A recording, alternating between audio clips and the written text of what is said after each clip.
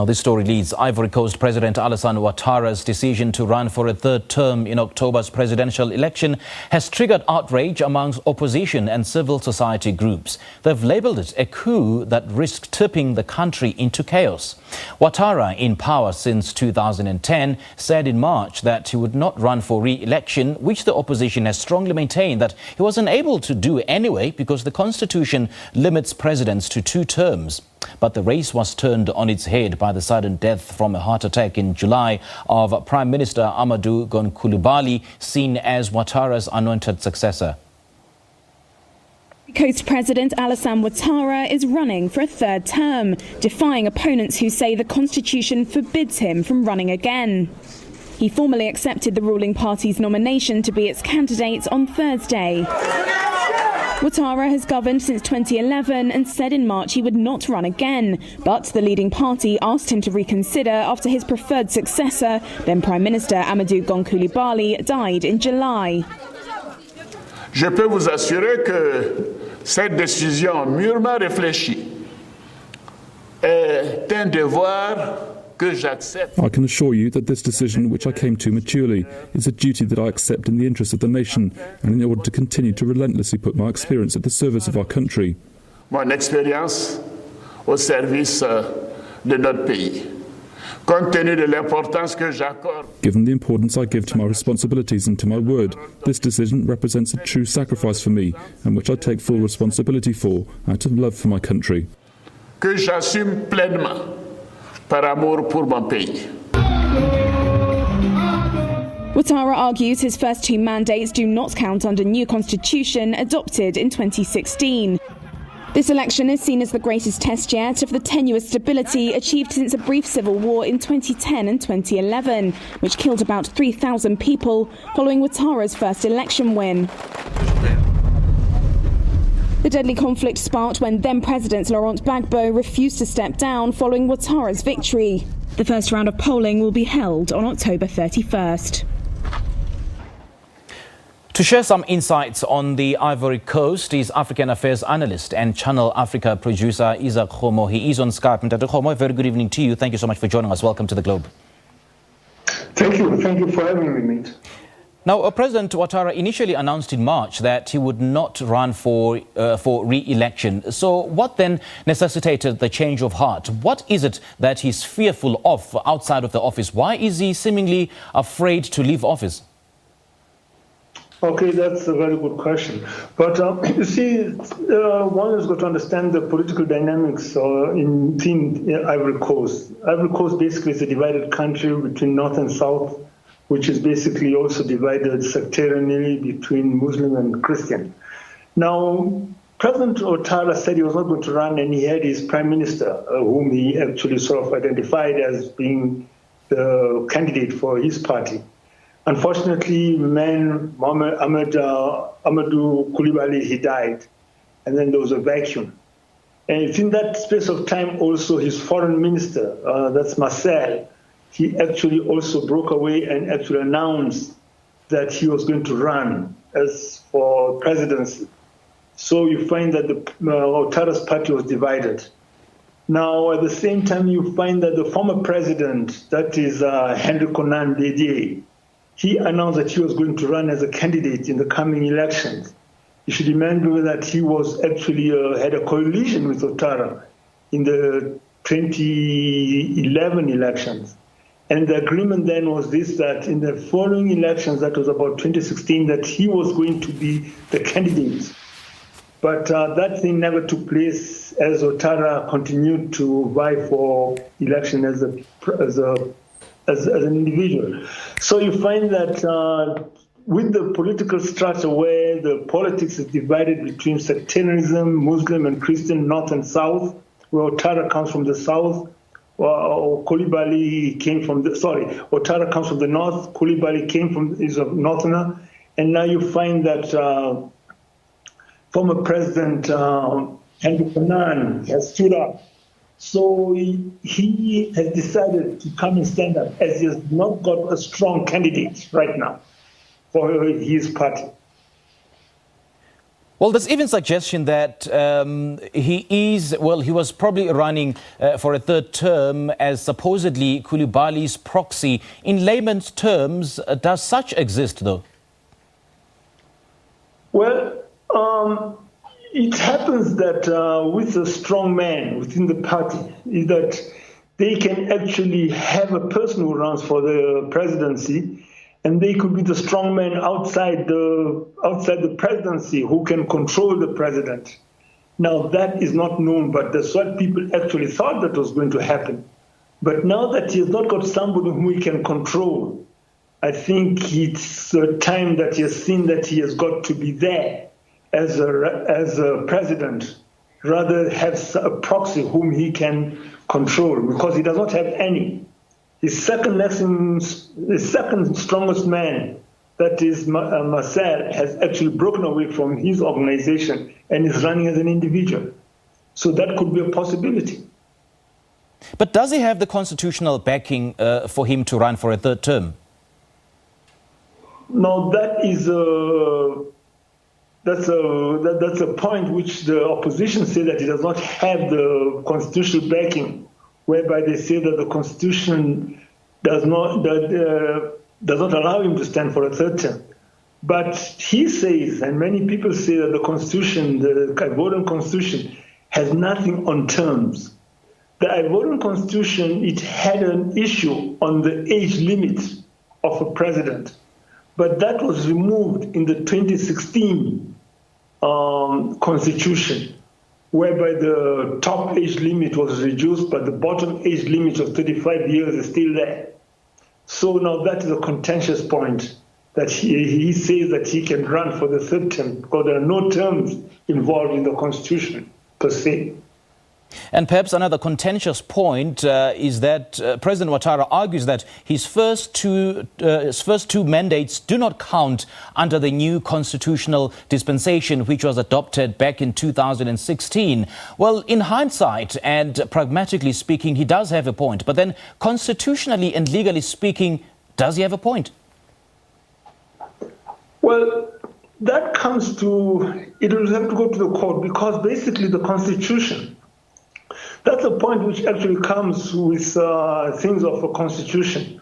When clauses of a constitution are changed, you do not change the whole constitution. The constitutionality remains right there. All points of the constitution are there.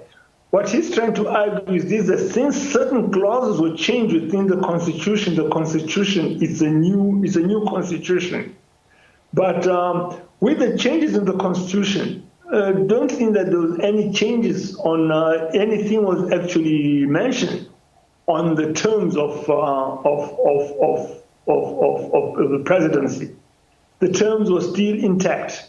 So basically, that's an issue that has got to go to the Constitutional Court. And again, we want to ask ourselves a question: is the Constitutional Court within the Ivory Coast, is it independent? Given that at the time of Ouattara, at the time of Gbagbo really never refused to step down. He actually wanted a verification of the results. This after the Electoral Commission found that there were more votes in the northern districts region than registered voters, and he wanted a recount. That's all that he asked for. But the Constitutional Court, it upheld it, but then it was overrun. So now people are asking, is the Constitutional Court really independent? Can it actually come up to actually put its foot down against a powerful man like Ouattara?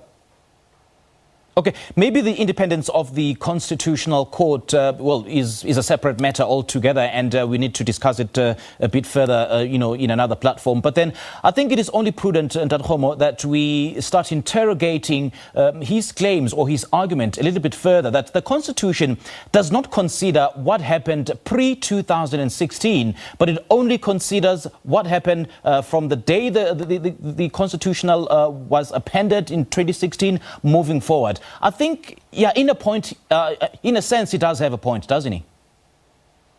Well, that is it. You cannot he does have a point. If the constitutional changes appended the issues of terms, because now you're talking about an issue on terms of presidency. Now, because there are many clauses within the Constitutional Code, you cannot actually you cannot implement a constitution. They've got a term for it to make it relevant to times before the changes were made. But the thing that is not clear is in the 2016 constitutional change was the terms of the constitution changed. There were no issues of terms of constitution. So basically, that is a point which has got to be clarified. But as some people say that the constitution of Ivory Coast did not have issues of terms, it appears that that clause was there. But if the terms of clause was there, then his standing is unconstitutional, because the constitution of the 2016 never removed or never talked to terms of presidency. And I suppose then that the new constitution would allow, certain individuals like the former president Laurent Gbagbo, who indicated that he would not return to the Ivory Coast. But then during Mr. Ouattara's address, he announced that he wanted to strengthen his reconciliation efforts, but he never made mention of Mr. Laurent Gbagbo. Do you think that, it is a prudent call that you want to, reconcile with his detractors without mentioning Mr. Gbagbo? Ouattara's got many detractors. With Mr. Gbagbo, he actually does not want him there. And not only that, Gbagbo tried to get his passport and they would not give it to him because he's free to travel. He's free to travel anywhere in the world, only that he's got to go back when he's wanted by the ICC. But then what Gbagbo is really talking about, what Ouattara is actually talking to, is talking to accusations which were made by Marcel, where he said that Ivory Coast has been able to build bridges. Those are physical bridges, but they've not been able to build bridges amongst men. Therefore, that the Ouattara has failed to reconcile with his detractors. And one of his biggest detractors and biggest, his biggest threat, it is Gon Coulibaly. Gon Coulibaly was one of his partners, a major player in actually putting him in power. But Gon Coulibaly, from the time he wanted to become a presidential candidate of Ouattara's party, Ouattara actually sabotaged him to a point that Gon Coulibaly has been accused of fraud and has been sentenced in absentia to 20 years. So that has actually put another split within Ouattara's party. And Ouattara is incapable of reconciling. He has failed to reconcile with Gbagbo's people. He actually took Gbagbo's wife to court and they sentenced him. He had to release him under outcry. So now that is an issue that Ouattara is faced with. The issue of trying to reconcile with his detractors is actually a political maneuver to actually give himself some authenticity in what he's trying to do or what he's claiming to do. He said he responded to calls by Ivorians that he should run for a third term in office. Is this perhaps reflective of the general or the popular sentiment on the ground, or is it simply politicking that only his followers want him back in power? That was actually said at the time when they had their big Congress, the party Congress. But then you find that in politics of the strong man, whenever he's in power, he's also got people who are dependent upon him, and he's dependent upon people. But that's within the political elite. Now, the people within his party, there's a political elite. They do not really represent the Ivorians as a whole. Now, the political elites who are dependent on him being in power did make a call of him standing again. That is the truth in all strongmen political scenes. whereby the strongman really actually is in power, but he has got other people, patrimonialism as they call it, who depend upon this man being in power, and they support the efforts of this man to actually remain in power. That is the truth. But it's not the truth that these are issues that are wanted by the Ivorian people. Only elections can talk about that. I mean, why is it that strongmen are so power hungry? What is it about power that makes them want to flout certain regulations and constitutional dictates for them to stay in power? Well, you find that in the African continent, the source of wealth is being in government and controlling government. That is still the truth about the African continent. But then when we look at Ivory Coast, Ouattara is where he is, not because of his efforts. He's where he is because of the efforts of the French. The French are the people who actually organize or actually sabotage Gbagbo's presidency, which was totally legal. He got into power through legal means of multi-party elections, which he won. But it has come to light now that within the rebellion that came out within the army, within the northern forces, those forces were actually aided and abated by the French. The French literally were supplying them with arms, which the arms came from Bulgaria. And they went into Ivory Coast via Burkina Faso. And from Burkina Faso to Ouattara's forces, Gonzalo's forces. And the French did everything to sabotage the presidency of Gbagbo. Even when Gbagbo wanted to have a recount of the votes, which he said had to be verified, it was the French forces which started attacking the Gbagbo forces. Although when the time they were attacking, Gbagbo said, okay, he's agreed to take to accept the results. But the French made sure that they removed Gbagbo, and it was the French who sent Gbagbo to the ICC, and the case is collapsing. So basically, Ouattara, being a strong man, he's also a proxy of the French, because with coming to power, he gave the French all the contracts that Gbagbo had actually cancelled. That is for building bridges, the supply of cocoa, which Gbagbo wanted to take to the Chinese to pay for some of his development projects.